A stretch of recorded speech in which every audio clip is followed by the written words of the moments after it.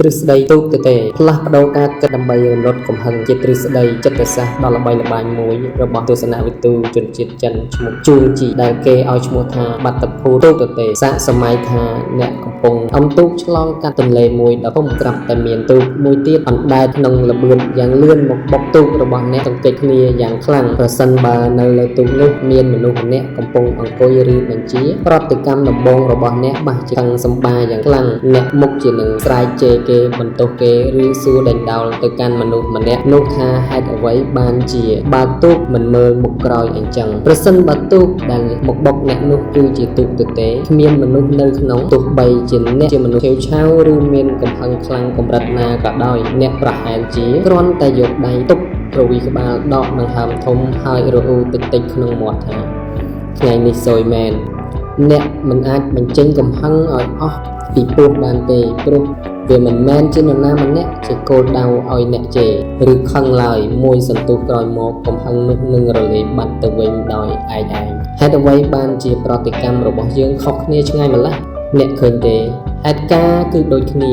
ទូកត្រូវគេបុកតែអារម្មណ៍និងប្រតិកម្មរបស់យើងគឺខុសគ្នាស្រឡះរវាងទូកមានមនុស្សនិងទូកទទេនេះក៏ព្រោះតែនៅពេលដែលមានមនុស្សខួរក្បាលយើងគិតថាគេមានចេតនាធ្វើបាបឬមិនគោរពយើងមានគោលដៅដើម្បីចោលកំហឹងដាក់នៅពេលដែលគ្មានមនុស្សទូកទទេយើងដឹងថាវាគ្រាន់តែជារឿងចៃដន្យឬជាគ្រោះថ្នាក់ចៃដន្យគ្មាននរណាម្នាក់ចង់ឲ្យវាប៉ះឡើយដូច្នេះយើងក៏ងាយនឹងបញ្ចេញវាចោលពីរង្វង់ចិត្តអត្ថបទនេះចង់បញ្ជាក់ថា 90% នៃសោកសៅកំហឹង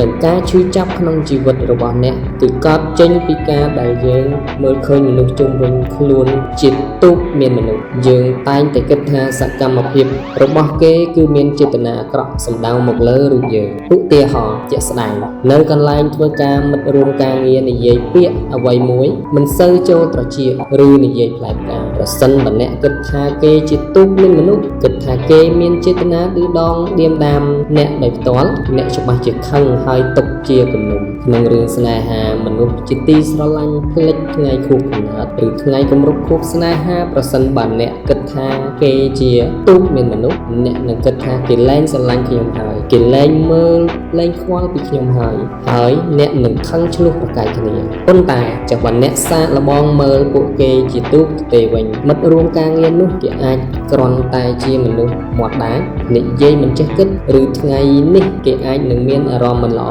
ពីផ្ទះទៅនិយាយពាក្យអាក្រក់ចេញដោយមិនដឹងខ្លួនគេមិនបានតាំងចិត្តវាយប្រហារអ្នកទេគេគ្រាន់តែជាទូកទទេមួយដែលអណ្ដែតមកប៉ះអ្នកសង្សារស្វាមីភរិយាក៏អាចនឹងរវល់ការងារខ្លាំងពេក stress ខ្លាំងទៅភ្លេចភ្លាំងវាមិនមែនមកពីគេលែងស្រឡាញ់អ្នកនោះទេក្នុងន័យនេះដែរអត្ថន័យនៃរឿងប្រៀបធៀបដំណើររឿងមានបុរសម្នាក់ជិះទូកឆ្លងកាត់ទន្លេហើយឃើញទូកមួយទៀតបើកសម្ដៅមកបុកគាត់ចំគាត់ខំស្រែកប្រាប់និងស្រែកជេរដោយកំហឹងតែពេលទូកមកដល់ជិតទៅដឹងថាគ្មានមនុស្សនៅលើទូកនោះទេទូកទទេសណ្ដោងរសាច់មកលៀមនោះកំហឹងរបស់គាត់ក៏បាត់អស់ទៅវិញមេរៀនជីវិតពេលដែលមាននរណាម្នាក់និយាយមិនល្អ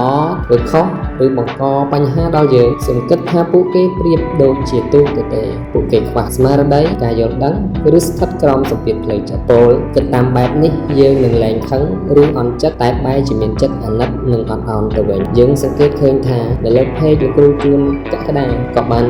បង្ហោះនៅទ្រឹស្ដីនេះឡើងដែរដោយមានន័យនៅខាងប្រសិនបើទូកមួយកំពុងអណ្ដែតហើយមានទូកទទេមួយទៀតអណ្ដែតមកបុកយើងនឹងមិនខឹងទូកនោះទេព្រោះវាគ្មានមនុស្សនោះយ៉ាងណាវិញព្រះពុទ្ធសាសនាបង្រៀនយើងថាត្រូវចាត់ទុកមនុស្សដែលនិយាយមិនល្អឬធ្វើឲ្យយើងខឹងដូចជាទូកទទេដែលគ្មានសតិសម្បជញ្ញៈពេលយើងគិតថាគេខ្វះការយល់ដឹងយើងនឹងលែងខឹងឬអន់ចិត្តតែប្រែជាអាណិតទៅវិញនេះជាទ្រឹស្ដីដ៏ល្អសម្រាប់បងប្អូនយកទៅអនុវត្តនិងស្វែងយល់អំពីចិត្តរបស់យើង